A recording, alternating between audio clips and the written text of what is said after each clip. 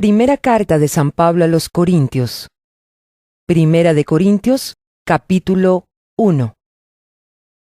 Pablo, llamado por la voluntad de Dios a ser apóstol de Cristo Jesús, y nuestro hermano Sóstenes, a la iglesia de Dios que está en Corinto, a los que han sido santificados en Cristo Jesús y llamados a ser su santo pueblo, junto con todos los que en todas partes invocan el nombre de nuestro Señor Jesucristo, Señor de ellos y de nosotros.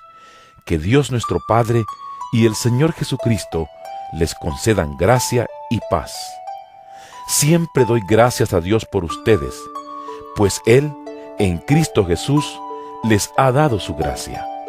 Unidos a Cristo, ustedes se han llenado de toda riqueza, tanto en palabra como en conocimiento.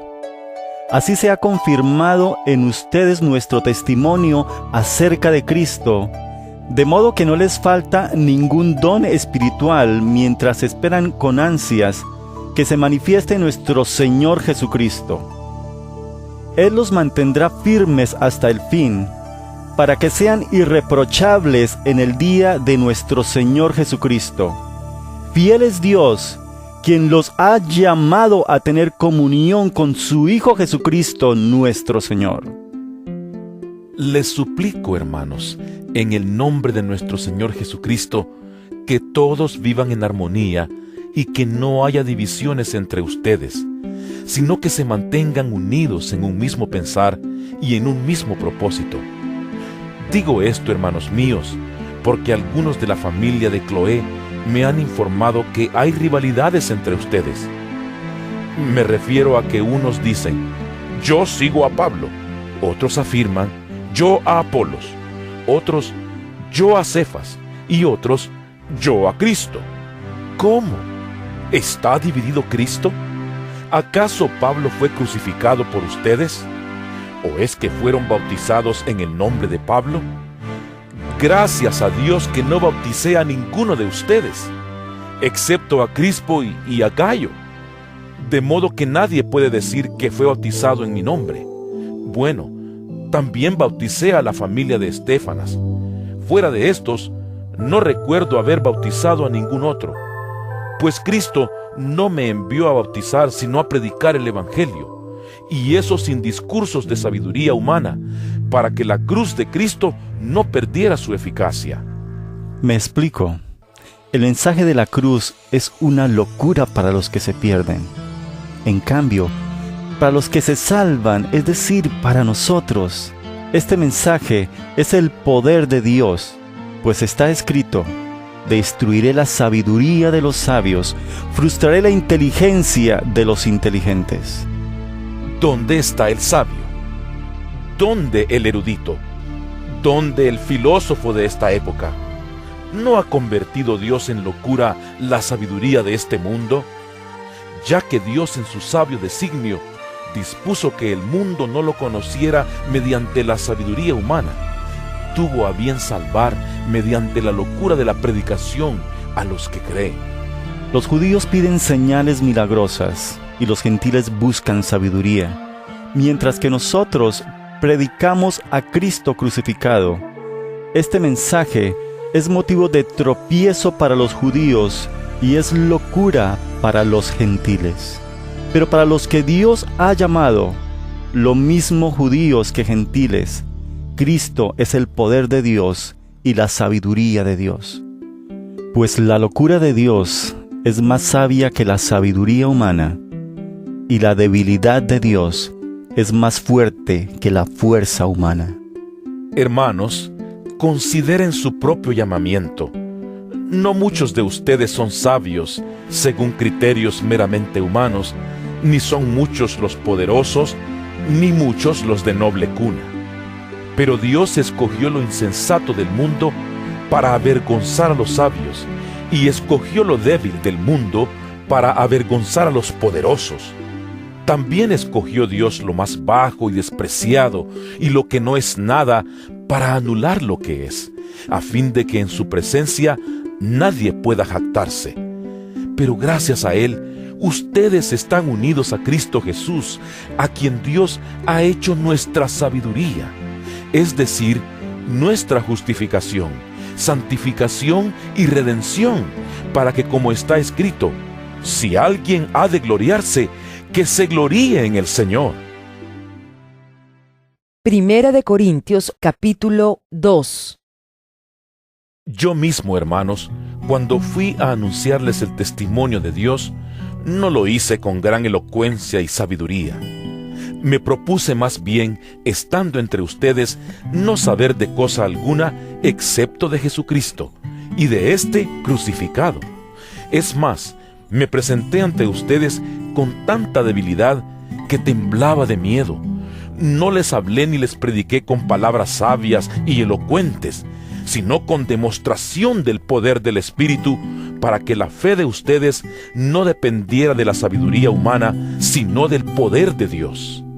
En cambio, hablamos con sabiduría entre los que han alcanzado madurez, pero no con la sabiduría de este mundo, ni con la de sus gobernantes, los cuales terminarán en nada.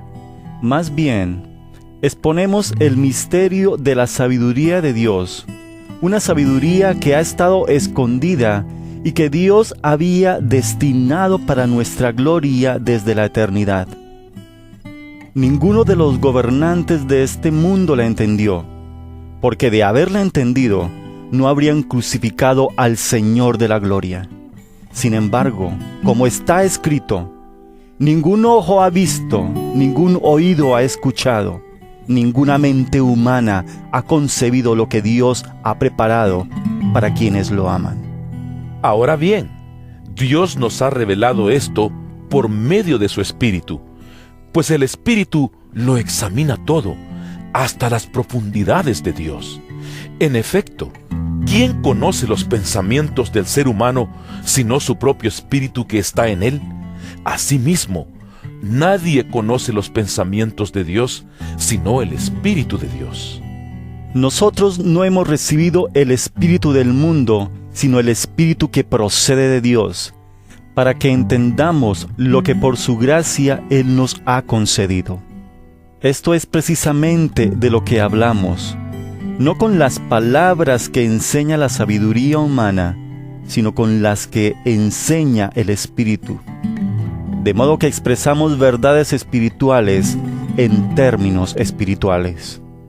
El que no tiene el Espíritu no acepta lo que procede del Espíritu de Dios, pues para él es locura.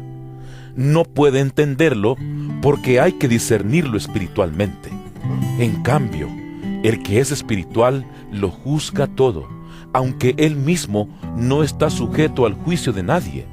Porque, ¿quién ha conocido la mente del Señor para que pueda instruirlo? Nosotros, por nuestra parte, tenemos la mente de Cristo. Primera de Corintios capítulo 3. Yo, hermanos, no pude dirigirme a ustedes como espirituales, sino como a inmaduros, apenas niños en Cristo. Les di leche porque no podían asimilar alimento sólido, ni pueden todavía, pues aún son inmaduros. Mientras haya entre ustedes celos y contiendas, ¿no serán inmaduros? ¿Acaso no se están comportando según criterios meramente humanos? Cuando uno afirma, yo sigo a Pablo, y otro, yo sigo a Apolos, ¿no es porque están actuando con criterios humanos? Después de todo, ¿qué es Apolos? ¿Y qué es Pablo? Nada más que servidores por medio de los cuales ustedes llegaron a creer, según lo que el Señor le asignó a cada uno. Yo sembré, Apolos regó, pero Dios ha dado el crecimiento. Así que no cuenta ni el que siembra ni el que riega, sino solo Dios, quien es el que hace crecer. El que siembra y el que riega están al mismo nivel, aunque cada uno será recompensado según su propio trabajo. En efecto, nosotros somos colaboradores al servicio de Dios, y ustedes son el campo de cultivo de Dios, son el edificio de Dios. Según la gracia que Dios me ha dado, yo, como maestro constructor, eché los cimientos, y otro construye sobre ellos. Pero cada uno tenga cuidado de cómo construye, porque nadie puede poner un fundamento diferente del que ya está puesto, que es Jesucristo. Si alguien construye sobre este fundamento, ya sea con oro, plata y piedras preciosas, o con madera, heno y paja, su obra se mostrará tal cual es, pues el día del juicio la dejará al descubierto. El fuego la dará a conocer y pondrá a prueba la calidad del trabajo de cada uno. Si lo que alguien ha construido permanece, recibirá su recompensa. Pero si su obra es consumida por las llamas, él sufrirá pérdida. Será salvo, pero como quien pasa por el fuego. ¿No saben que ustedes son templo de Dios y que el Espíritu de Dios habita en ustedes? Si alguno destruye el templo de Dios, él mismo será destruido por Dios, porque el templo de Dios es sagrado y ustedes son ese templo. Que nadie se engañe. Si alguno de ustedes se cree sabio según las normas de esta época, hágase ignorante para así llegar a ser sabio. Porque a los ojos de Dios, la sabiduría de este mundo es locura, como está escrito. Él atrapa a los sabios en su propia astucia. Y también dice, el Señor conoce los pensamientos de los sabios y sabe que son absurdos. Por lo tanto, que nadie base su orgullo en el hombre. Al fin y al cabo, todo es de ustedes, ya sea Pablo o Apolos o Cefas o el universo o la vida o la muerte o lo presente o lo porvenir. Todo es de ustedes y ustedes son de Cristo y Cristo es de Dios. Primera de Corintios, capítulo 4. Que todos nos consideren servidores de Cristo, encargados de administrar los misterios de Dios. Ahora bien, a los que reciben un encargo se les exige que demuestren ser dignos de confianza. Por mi parte, muy poco me preocupa que me juzguen ustedes o cualquier tribunal humano. Es más, ni siquiera me juzgo a mí mismo, porque aunque la conciencia no me remuerde, no por eso quedo absuelto. El que me juzga es el Señor. Por lo tanto, no juzguen nada antes de tiempo. Esperen hasta que venga el Señor. Él sacará a la luz lo que está oculto en la oscuridad y pondrá al descubierto las intenciones de cada corazón. Entonces, cada uno recibirá de Dios la alabanza que le corresponda. Hermanos, todo esto lo he aplicado a Apolos y a mí mismo para beneficio de ustedes, con el fin de que aprendan de nosotros aquello de no ir más allá de lo que está escrito. Así ninguno de ustedes podrá engreírse de haber favorecido al uno en perjuicio del otro. ¿Quién te distingue de los demás? ¿Qué tienes que no hayas recibido? Y si lo recibiste, ¿por qué presumes como si no te lo hubieran dado? Ya tienen todo lo que desean, ya se han enriquecido, han llegado a ser reyes y eso sin nosotros. Ojalá fueran de veras reyes para que también nosotros reináramos con ustedes. Por lo que veo, a nosotros los apóstoles, Dios nos ha hecho desfilar en el último lugar, como a los sentenciados a muerte. Hemos llegado a ser un espectáculo para todo el universo, tanto para los ángeles como para los hombres. Por causa de Cristo, nosotros somos los ignorantes. Ustedes, en Cristo, son los inteligentes. Los débiles somos nosotros. Los fuertes son ustedes. A ustedes se les estima, a nosotros se nos desprecia. Hasta el momento pasamos hambre, tenemos sed, nos falta ropa, se nos maltrata, no tenemos dónde vivir. Con estas manos nos matamos trabajando. Si nos maldicen, bendecimos. Si nos persiguen, los soportamos. Si nos calumnian, los tratamos con gentileza. Se nos considera la escoria de la tierra, la basura del mundo, y así hasta el día de hoy.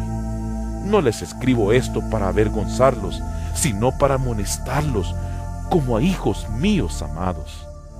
De hecho, aunque tuvieran ustedes miles de tutores en Cristo, padres sí que no tienen muchos, porque mediante el Evangelio yo fui el Padre que los engendró en Cristo Jesús. Por tanto, les ruego que sigan mi ejemplo. Con este propósito les envié a Timoteo, mi amado y fiel hijo en el Señor. Él les recordará mi manera de comportarme en Cristo Jesús, como enseño por todas partes y en todas las iglesias.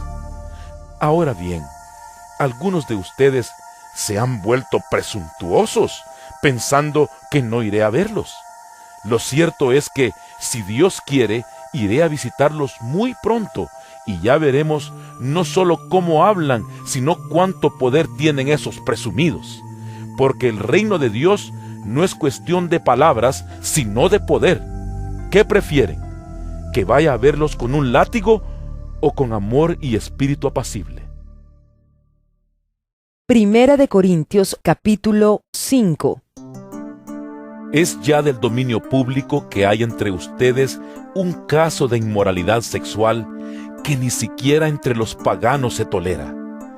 A saber, que uno de ustedes tiene por mujer a la esposa de su padre, y de esto se sienten orgullosos. ¿No debieran más bien haber lamentado lo sucedido y expulsado de entre ustedes al que hizo tal cosa? Yo, por mi parte, aunque no estoy físicamente entre ustedes, sí estoy presente en espíritu, y ya he juzgado como si estuviera presente al que cometió ese pecado.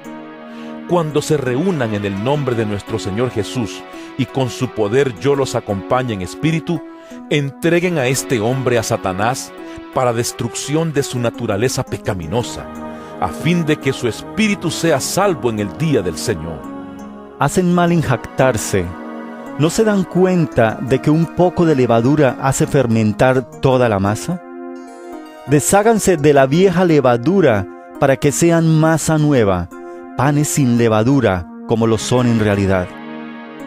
Porque Cristo, nuestro Cordero Pascual, ya ha sido sacrificado. Así que celebremos nuestra Pascua no con la vieja levadura, que es la malicia y la perversidad, sino con pan sin levadura, que es la sinceridad y la verdad.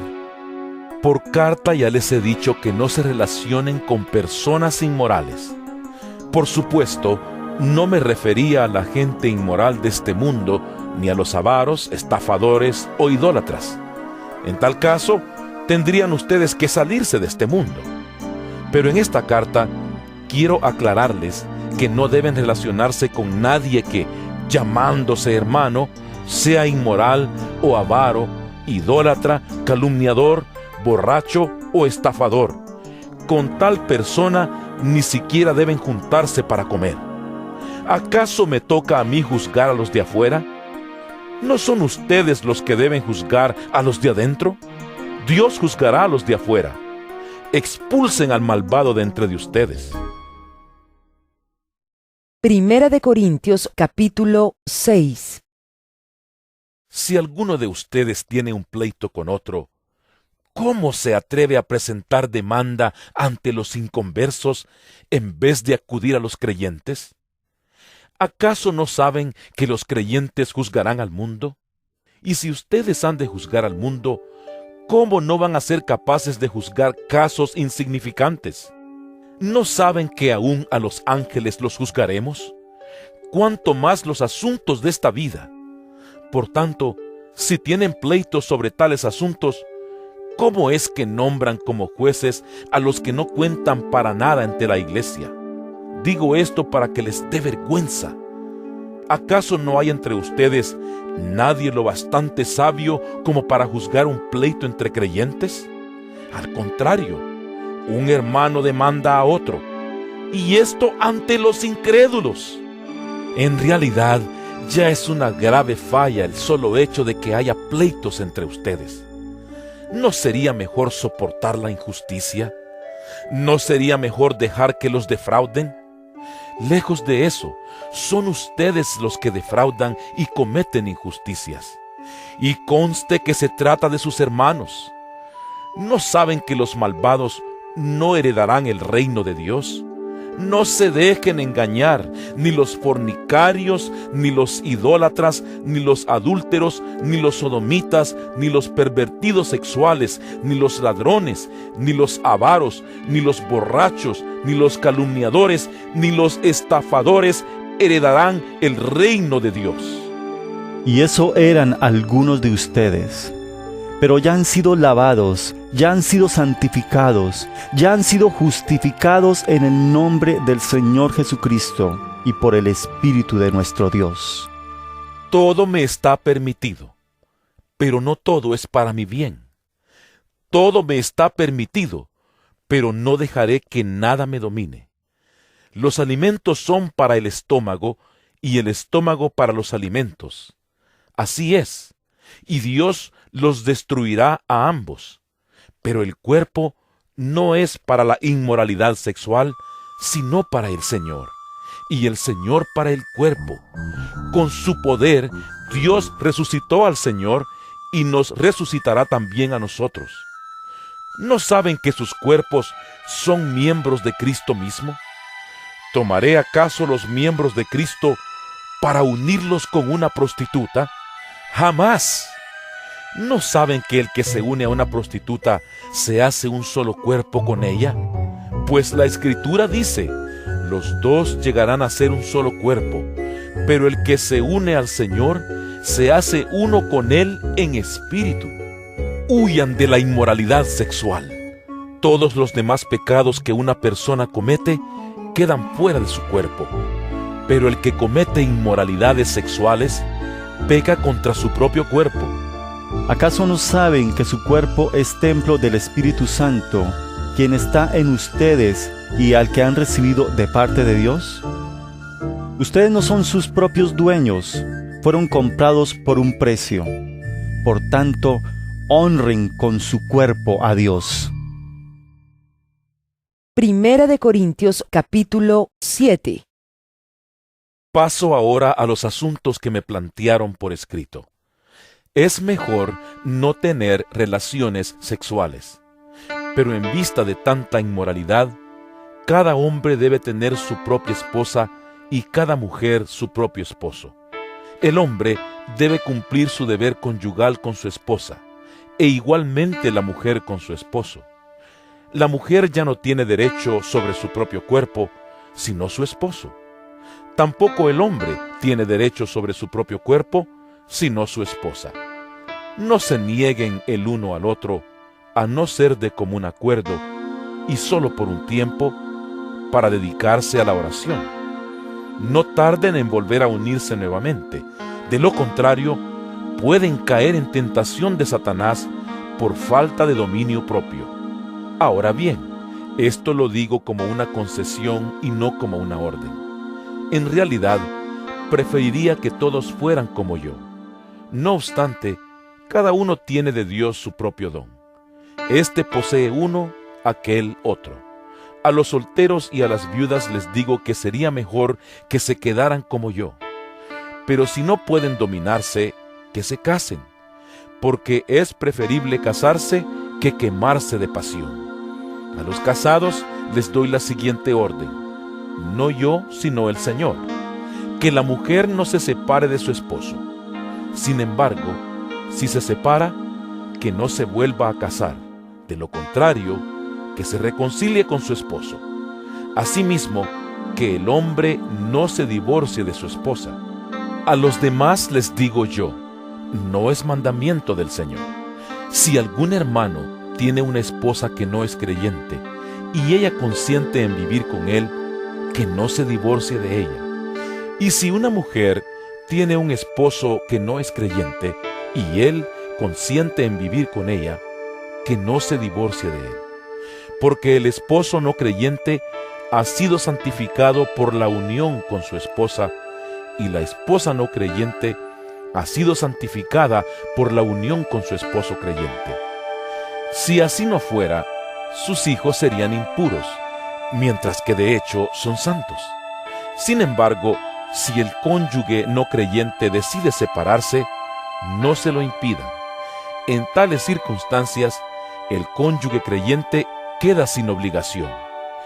Dios nos ha llamado a vivir en paz. ¿Cómo sabes tú, mujer, si acaso salvarás a tu esposo? ¿O cómo sabes tú, hombre, si acaso salvarás a tu esposa?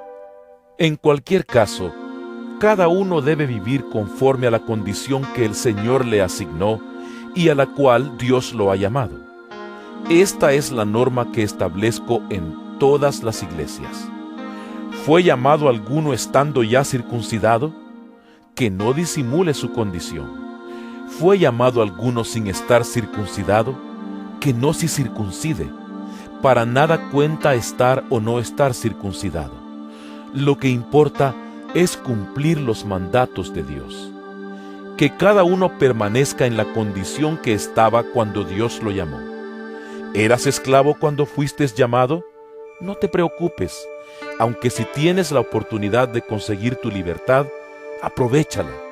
Porque el que era esclavo cuando el Señor lo llamó, es un liberto del Señor. Del mismo modo, el que era libre cuando fue llamado, es un esclavo de Cristo. Ustedes fueron comprados por un precio. No se vuelvan esclavos de nadie. Hermanos, que no permanezca ante Dios en la condición en que estaba cuando Dios lo llamó. En cuanto a las personas solteras, no tengo ningún mandato del Señor, pero doy mi opinión como quien, por la misericordia del Señor, es digno de confianza. Pienso que, a causa de la crisis actual, es bueno que cada persona se quede como está. ¿Estás casado? No procures divorciarte. ¿Estás soltero? No busques esposa. Pero si te casas, no pecas. Y si una joven se casa, tampoco comete pecado.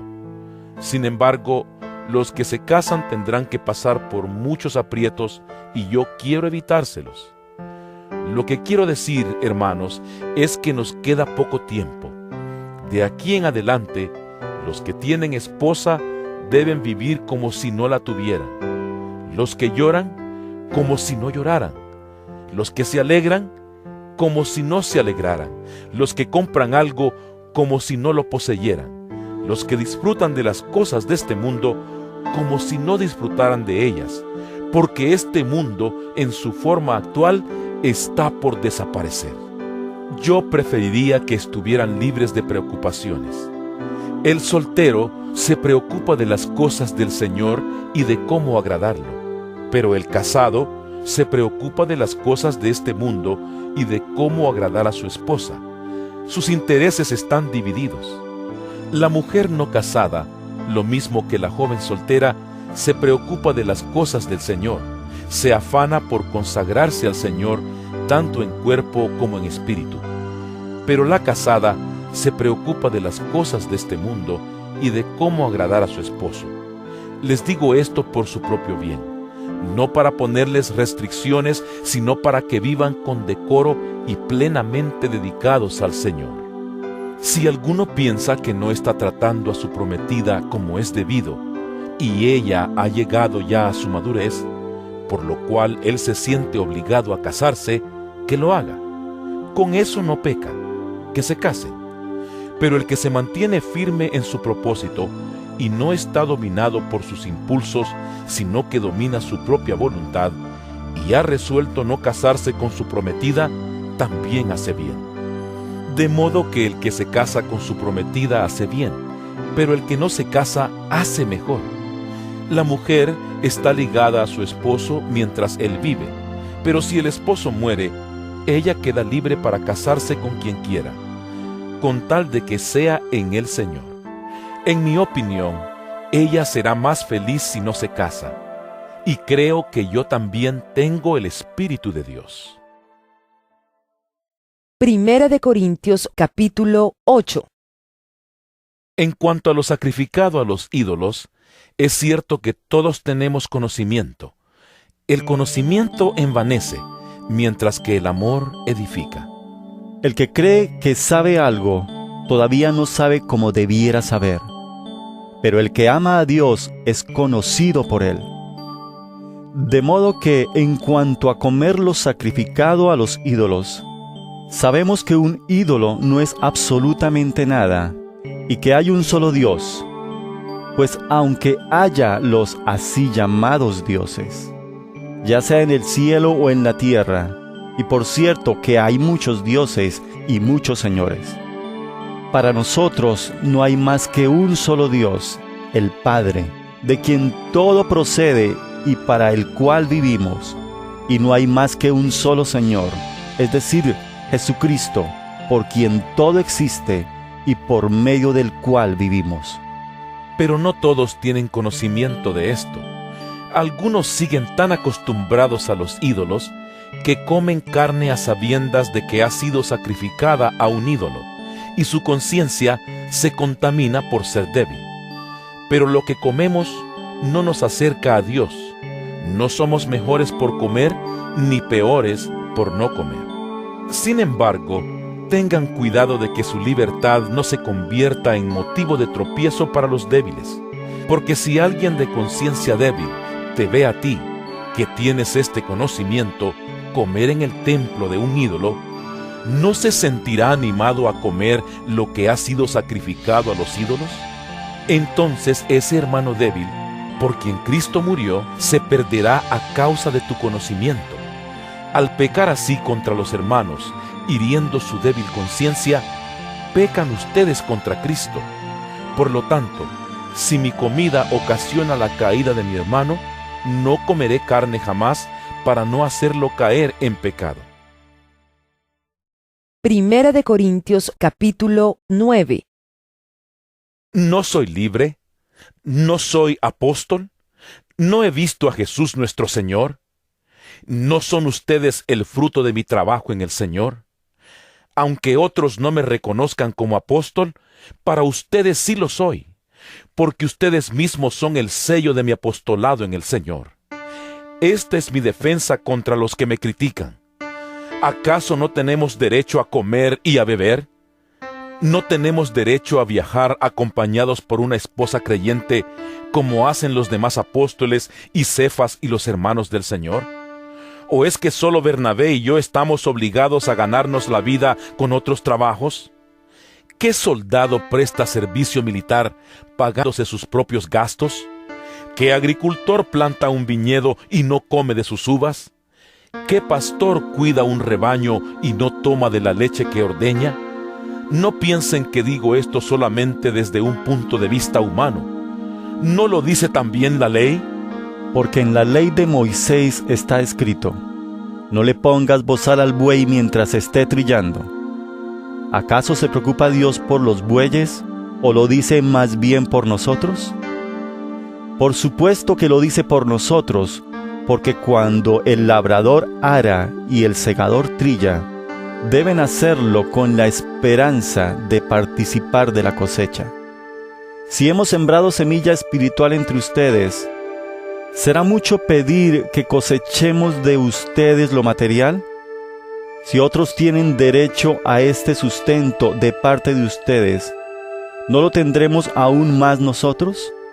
Sin embargo, no ejercimos este derecho, sino que lo soportamos todo con tal de no crear obstáculo al Evangelio de Cristo. ¿No saben que los que sirven en el templo reciben su alimento del templo, y que los que atienden al altar participan de lo que se ofrece en el altar? Así también el Señor ha ordenado que quienes predican el Evangelio vivan de este ministerio. Pero no me he aprovechado de ninguno de estos derechos, ni escribo de esta manera porque quiera reclamarlos. Prefiero morir a que alguien me prive de este motivo de orgullo. Sin embargo, cuando predico el Evangelio, no tengo de qué enorgullecerme, ya que estoy bajo la obligación de hacerlo. ¡Ay de mí si no predico el Evangelio! En efecto, si lo hiciera por mi propia voluntad, tendría recompensa, pero si lo hago por obligación, no hago más que cumplir la tarea que se me ha encomendado. ¿Cuál es entonces mi recompensa? Pues que al predicar el Evangelio pueda presentarlo gratuitamente sin hacer valer mi derecho. Aunque soy libre respecto a todos, de todos me he hecho esclavo para ganar a tantos como sea posible. Entre los judíos me volví judío, a fin de ganarlos a ellos. Entre los que viven bajo la ley, me volví como los que están sometidos a ella, aunque yo mismo no vivo bajo la ley, a fin de ganar a estos. Entre los que no tienen la ley, me volví como los que están sin ley, aunque no estoy libre de la ley de Dios, sino comprometido con la ley de Cristo, a fin de ganar a los que están sin ley. Entre los débiles me hice débil, a fin de ganar a los débiles. Me hice todo para todos, a fin de salvar a algunos por todos los medios posibles. Todo esto lo hago por causa del Evangelio, para participar de sus frutos. ¿No saben que en una carrera todos los corredores compiten, pero solo uno obtiene el premio? Corran pues de tal modo que lo obtengan. Todos los deportistas se entrenan con mucha disciplina. Ellos lo hacen para obtener un premio que se echa a perder. Nosotros, en cambio, por uno que dura para siempre. Así que yo no corro como quien no tiene meta. No lucho como quien da golpes al aire. Más bien, golpeo mi cuerpo y lo domino. No sea que, después de haber predicado a otros, yo mismo quede descalificado. Primera de Corintios capítulo 10. No quiero que desconozcan, hermanos, que nuestros antepasados estuvieron todos bajo la nube y que todos atravesaron el mar. Todos ellos fueron bautizados en la nube y en el mar para unirse a Moisés. Todos también comieron el mismo alimento espiritual y tomaron la misma bebida espiritual, pues bebían de la roca espiritual que los acompañaba, y la roca era Cristo. Sin embargo, la mayoría de ellos no agradaron a Dios y sus cuerpos quedaron tendidos en el desierto. Todo eso sucedió para servirnos de ejemplo, a fin de que no nos apasionemos por lo malo como lo hicieron ellos. No sean idólatras, como lo fueron algunos de ellos. Según está escrito, se sentó el pueblo a comer y a beber, y se entregó al desenfreno. No cometamos inmoralidad sexual como algunos lo hicieron, por lo que un solo día perecieron 23,000. Tampoco pongamos a prueba al Señor como lo hicieron algunos y murieron víctimas de las serpientes. Ni murmuren contra Dios como lo hicieron algunos y sucumbieron a manos del ángel destructor. Todo eso les sucedió para servir de ejemplo, y quedó escrito para advertencia nuestra, pues a nosotros nos ha llegado el fin de los tiempos. Por lo tanto, si alguien piensa que está firme, tenga cuidado de no caer. Ustedes no han sufrido ninguna tentación que no sea común al género humano. Pero Dios es fiel y no permitirá que ustedes sean tentados más allá de lo que puedan aguantar. Más bien, cuando llegue la tentación, Él les dará también una salida, a fin de que puedan resistir.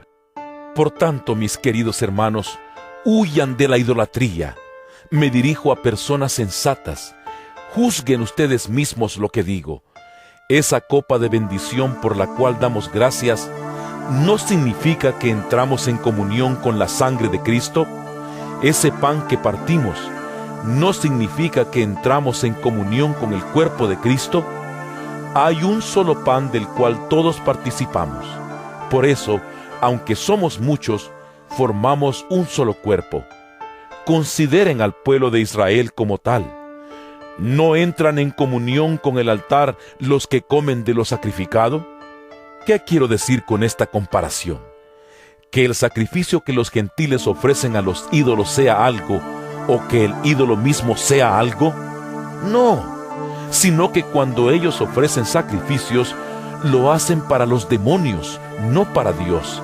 Y no quiero que ustedes entren en comunión con los demonios. No pueden beber de la copa del Señor y también de la copa de los demonios. No pueden participar de la mesa del Señor y también de la mesa de los demonios. ¿O vamos a provocar a celos al Señor? ¿Somos acaso más fuertes que Él? Todo está permitido, pero no todo es provechoso. Todo está permitido, pero no todo es constructivo. Que nadie busque sus propios intereses, sino los del prójimo. Coman de todo lo que se vende en la carnicería, sin preguntar nada por motivos de conciencia. Porque del Señor es la tierra y todo cuanto hay en ella. Si algún incrédulo los invita a comer y ustedes aceptan la invitación, coman de todo lo que les sirvan sin preguntar nada por motivos de conciencia. Ahora bien, si alguien les dice, esto ha sido ofrecido en sacrificio a los ídolos, entonces no lo coman por consideración al que se lo mencionó y por motivos de conciencia. Me refiero a la conciencia del otro, no a la de ustedes. ¿Por qué se ha de juzgar mi libertad de acuerdo con la conciencia ajena? Si con gratitud participo de la comida, ¿me van a condenar por comer algo por lo cual doy gracias a Dios?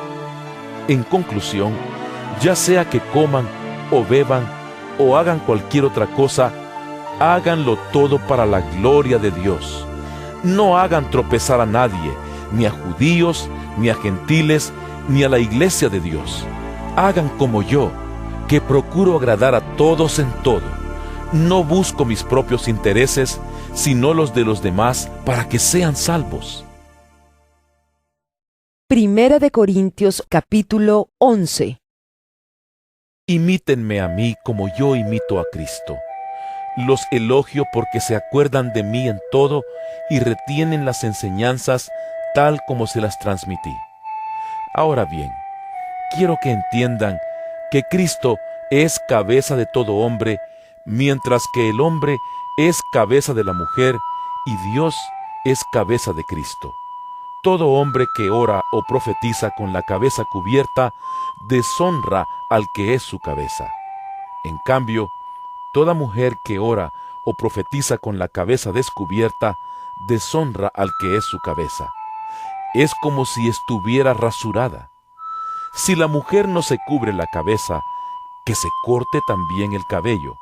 Pero si es vergonzoso para la mujer tener el pelo corto o la cabeza rasurada, que se la cubra.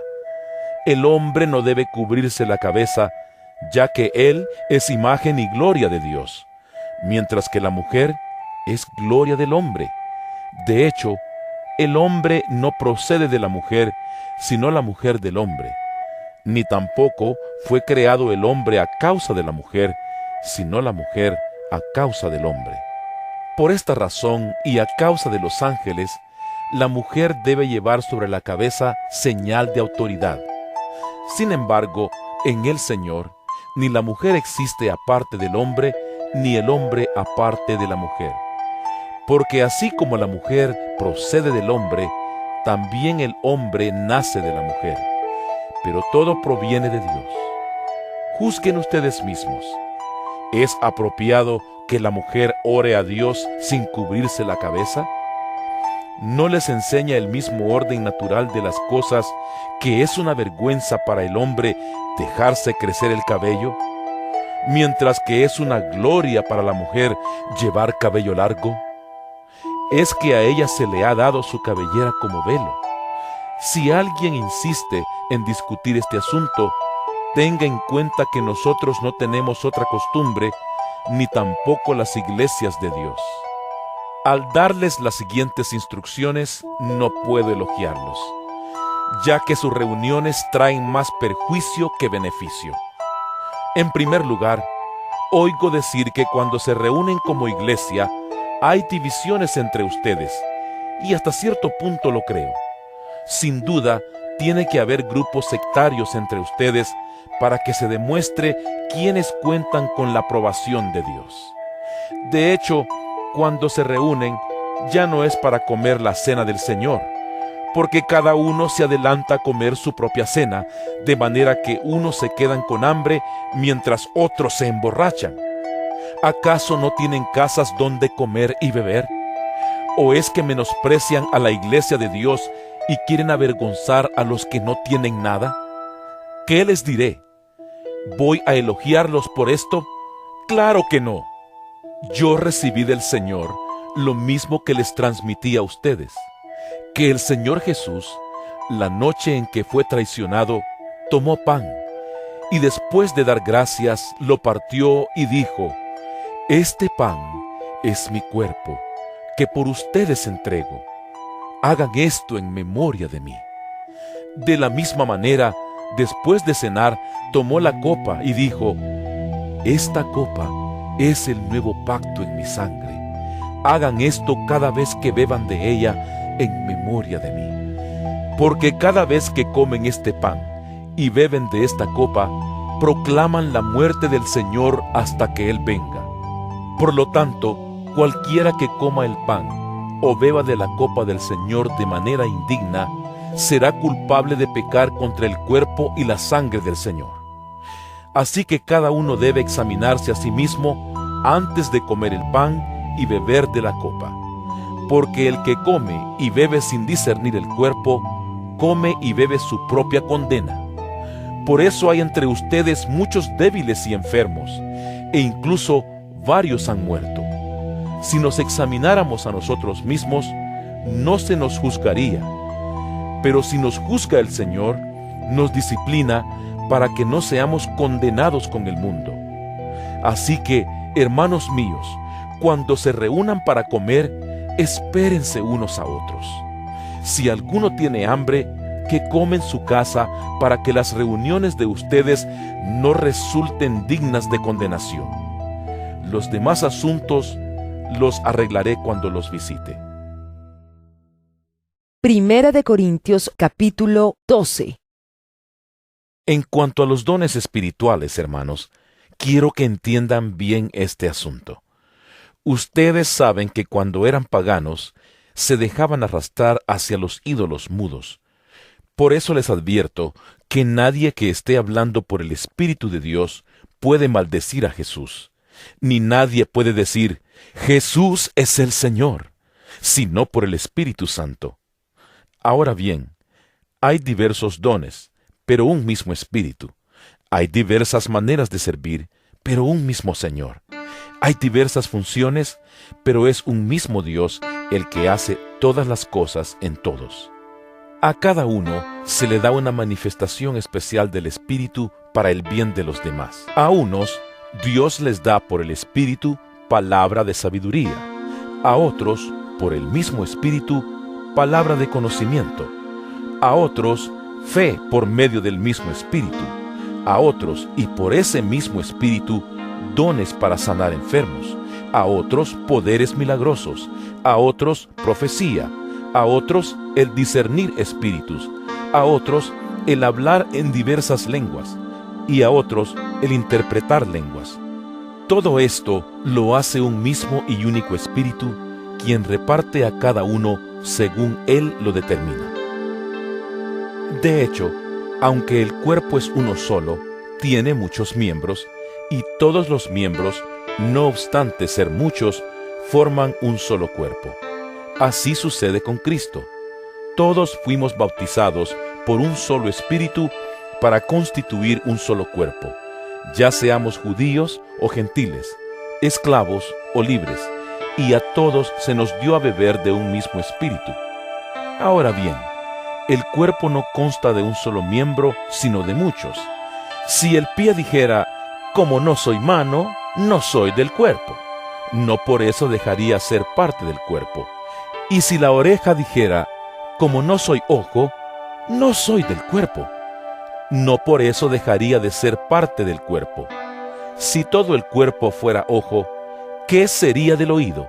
Si todo el cuerpo fuera oído, ¿qué sería del olfato? En realidad, Dios colocó cada miembro del cuerpo como mejor le pareció. Si todos ellos fueran un solo miembro, ¿qué sería del cuerpo? Lo cierto es que hay muchos miembros, pero el cuerpo es uno solo. El ojo no puede decirle a la mano: no te necesito, ni puede la cabeza decirles a los pies: no los necesito. Al contrario, los miembros del cuerpo que parecen más débiles son indispensables, y a los que nos parecen menos honrosos los tratamos con honra especial. y se les trata con especial modestia a los miembros que nos parecen menos presentables, mientras que los más presentables no requieren trato especial. Así Dios ha dispuesto los miembros de nuestro cuerpo, dando mayor honra a los que menos tenían, a fin de que no haya división en el cuerpo, sino que sus miembros se preocupen por igual unos por otros. Si uno de los miembros sufre, los demás comparten su sufrimiento, y si uno de ellos recibe honor, los demás se alegran con él. Ahora bien, ustedes son el cuerpo de Cristo, y cada uno es miembro de ese cuerpo. En la iglesia Dios ha puesto en primer lugar apóstoles, en segundo lugar profetas, en tercer lugar maestros, luego los que hacen milagros, después los que tienen dones para sanar enfermos, los que ayudan a otros, los que administran y los que hablan en diversas lenguas. ¿Son todos apóstoles? ¿Son todos profetas? ¿Son todos maestros? ¿Hacen todos milagros? ¿Tienen todos dones para sanar enfermos? ¿Hablan todos en lenguas? ¿Acaso interpretan todos? Ustedes, por su parte, ambicionen los mejores dones. Ahora les voy a mostrar un camino más excelente. Primera de Corintios capítulo 13. Si hablo en lenguas humanas y angelicales, pero no tengo amor, no soy más que un metal que resuena o un platillo que hace ruido. Si tengo el don de profecía y entiendo todos los misterios y poseo todo conocimiento, y si tengo una fe que logra trasladar montañas, pero me falta el amor, no soy nada. Si reparto entre los pobres todo lo que poseo, y si entrego mi cuerpo para que lo consuman las llamas, pero no tengo amor, nada gano con eso. El amor es paciente, es bondadoso. El amor no es envidioso ni jactancioso, ni orgulloso. No se comporta con rudeza, no es egoísta, no se enoja fácilmente, no guarda rencor. El amor no se deleita en la maldad, sino que se regocija con la verdad. Todo lo disculpa, todo lo cree, todo lo espera, todo lo soporta. El amor jamás se extingue, mientras que el don de profecía cesará. El de lengua será silenciado y el de conocimiento desaparecerá, porque conocemos y profetizamos de manera imperfecta, pero cuando llegue lo perfecto, lo imperfecto desaparecerá. Cuando yo era niño, hablaba como niño, pensaba como niño, razonaba como niño. Cuando llegué a ser adulto, dejé atrás las cosas de niño. Ahora vemos de manera indirecta y velada, como en un espejo, pero entonces veremos cara a cara. Ahora conozco de manera imperfecta, pero entonces conoceré tal y como soy conocido. Ahora pues, permanecen estas tres virtudes: la fe, la esperanza y el amor. Pero la más excelente de ellas es el amor. Primera de Corintios capítulo 14. Empéñense en seguir el amor y ambicionen los dones espirituales, sobre todo el de profecía, porque el que habla en lenguas no habla a los demás sino a Dios. En realidad, nadie le entiende lo que dice, pues habla misterios por el Espíritu. En cambio, el que profetiza habla a los demás para edificarlos, animarlos y consolarlos. El que habla en lenguas se edifica a sí mismo. En cambio, el que profetiza edifica a la iglesia. Yo quisiera que todos ustedes hablaran en lenguas, pero mucho más que profetizaran. El que profetiza aventaja al que habla en lenguas, a menos que éste también interprete para que la iglesia reciba edificación. Hermanos, si ahora fuera a visitarlos y les hablara en lenguas, ¿de qué les serviría a menos que les presentara alguna revelación, conocimiento, profecía o enseñanza? Aún en el caso de los instrumentos musicales, tales como la flauta o el arpa, ¿cómo se reconocerá lo que tocan si no dan distintamente sus sonidos? Y si la trompeta no da un toque claro, ¿quién se va a preparar para la batalla? Así sucede con ustedes. a menos que su lengua pronuncie palabras comprensibles. ¿Cómo se sabrá lo que dicen? ¿Cómo será si hablaran al aire? Será como si hablaran al aire. ¿Quién sabe cuántos idiomas hay en el mundo y ninguno carece de sentido? Pero si no capto el sentido de lo que alguien dice, seré como un extranjero para el que me habla, y él lo será para mí. Por eso ustedes, ya que tanto ambicionan dones espirituales, procuren que éstos abunden para la edificación de la iglesia. Por esta razón, el que habla en lenguas, pida en oración el don de interpretar lo que diga. Porque si yo oro en lenguas, mi espíritu ora, pero mi entendimiento no se beneficia en nada. ¿Qué debo hacer entonces? Pues orar con el espíritu, pero también con el entendimiento, cantar con el espíritu, pero también con el entendimiento. De otra manera, si alabas a Dios con el espíritu, ¿cómo puede quien no es instruido decir amén a tu acción de gracias, puesto que no entiende lo que dices? En ese caso, tu acción de gracias es admirable, pero no edifica al otro. Doy gracias a Dios porque hablo en lenguas más que todos ustedes. Sin embargo, en la iglesia prefiero emplear 5 palabras comprensibles y que me sirvan para instruir a los demás que 10,000 palabras en lenguas. Hermanos, no sean niños en su modo de pensar. Sean niños en cuanto a la malicia, pero adultos en su modo de pensar.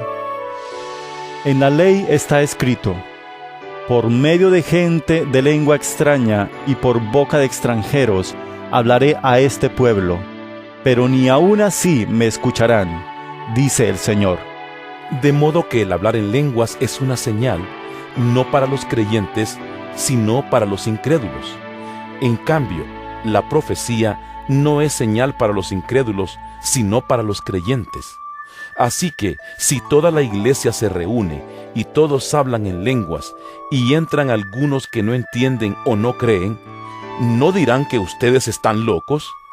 Pero si uno que no cree o uno que no entiende entra cuando todos están profetizando, se sentirá reprendido y juzgado por todos, y los secretos de su corazón quedarán al descubierto. Así que se postrará ante Dios y lo adorará exclamando: realmente Dios está entre ustedes. ¿Qué concluimos, hermanos?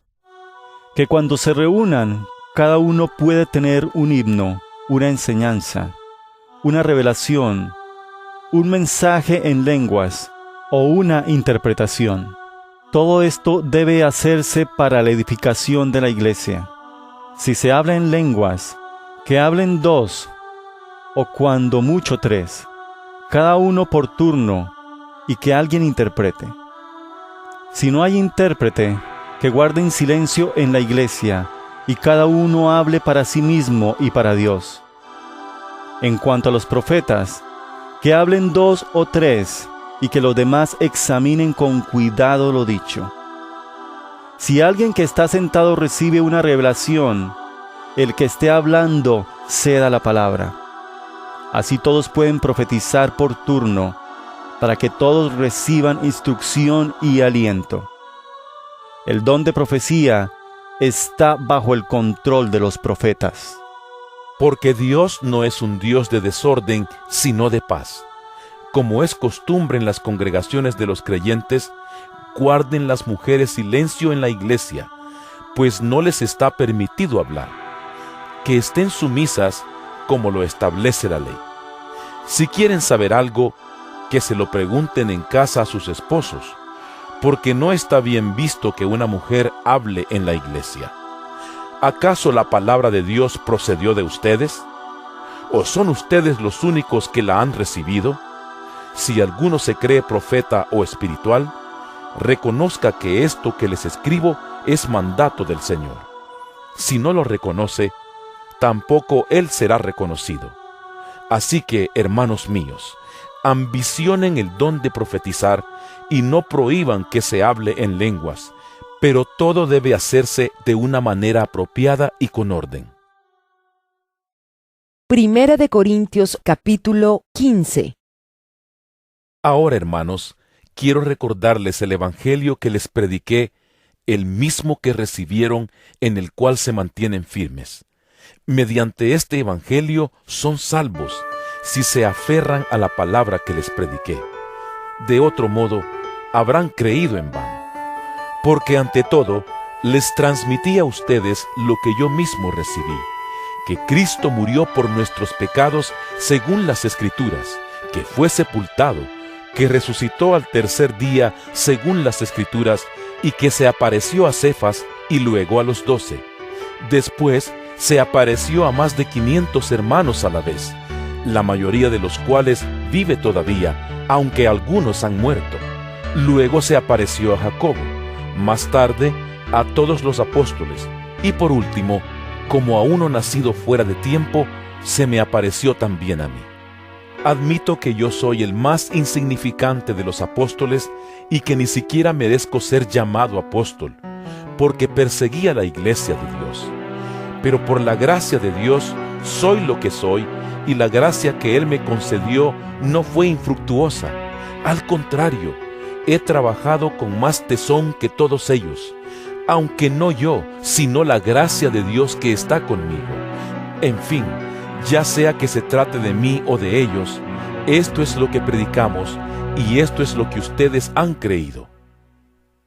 Ahora bien, si se predica que Cristo ha sido levantado de entre los muertos, ¿cómo dicen algunos de ustedes que no hay resurrección? Si no hay resurrección, entonces ni siquiera Cristo ha resucitado. Y si Cristo no ha resucitado, nuestra predicación no sirve para nada, como tampoco la fe de ustedes.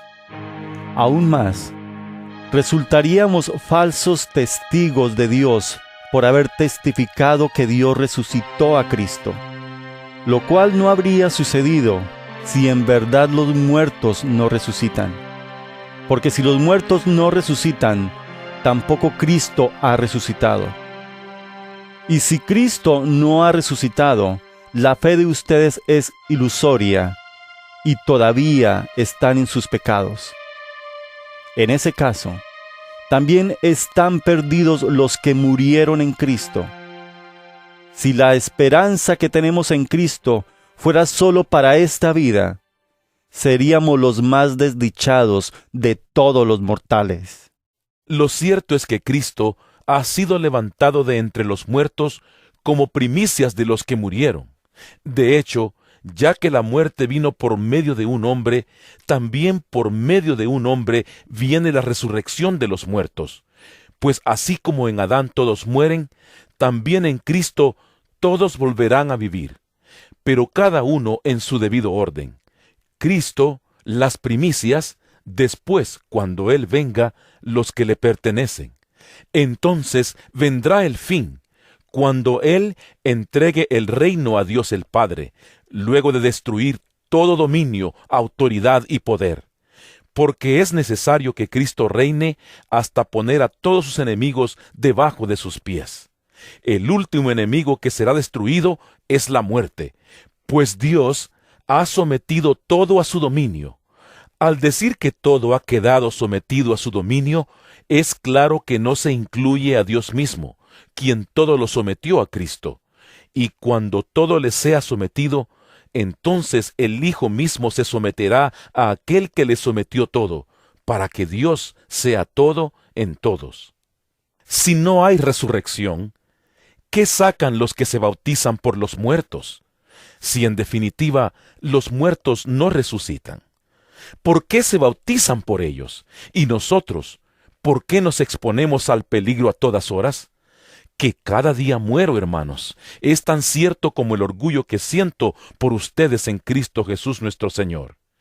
¿Qué he ganado si solo por motivos humanos en Éfeso luché contra las fieras? Si los muertos no resucitan, comamos y bebamos, que mañana moriremos. No se dejen engañar. Las malas compañías corrompen las buenas costumbres.